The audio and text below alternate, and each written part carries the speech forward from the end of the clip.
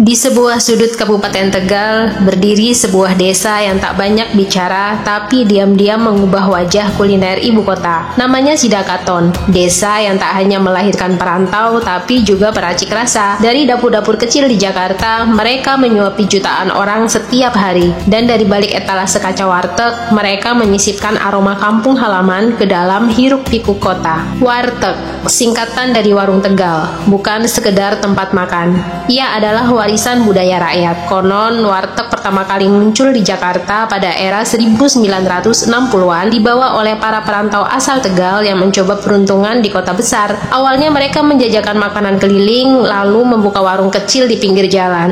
Dengan menu sederhana, sayur asem, tempe goreng, sambal terasi, mereka menarik pelanggan dari berbagai kalangan. Buruh, mahasiswa, hingga pegawai kantoran. Dari satu warung tumbuh dua, dari dua jadi ratusan. Dan di balik banyak warteg itu, ada satu nama desa yang sering muncul, Sidakaton. Di Sidakaton, merantau bukan sekedar pilihan, ia adalah jalan hidup. Anak-anak muda tumbuh dengan cerita tentang kakak atau paman yang sukses buka warteg di Jakarta. Mereka berangkat muda, membawa tekad dan restu orang tua, belajar dari bawah, nyuci piring, bantu masak, jaga warung, hingga akhirnya bisa buka warteg sendiri. Modal mereka bukan cuma uang, tapi jaringan, kepercayaan, dan semangat gotong royong. Satu bantu yang lain, yang sudah sukses menarik yang baru mulai, seperti akar yang saling menguatkan di bawah tanah meski batangnya tumbuh di kota yang berbeda. Kalau kamu datang ke Sidakaton di hari biasa, kamu akan melihat rumah-rumah besar berdiri megah, dindingnya kokoh, halamannya luas, pagar besi menjulang, tapi sunyi. Tak ada suara anak-anak, tak ada ibu-ibu menjemur pakaian, hanya angin yang menyusuri ganggang, membawa bisik-bisik dari dapur-dapur jauh di Jakarta. Rumah-rumah itu dibangun dari hasil kerja keras di warteg, dari tangan-tangan yang tiap hari mengulek sambal, menyendok nasi, dan menyapa pelanggan dengan senyum sabar. Tapi rumahnya sendiri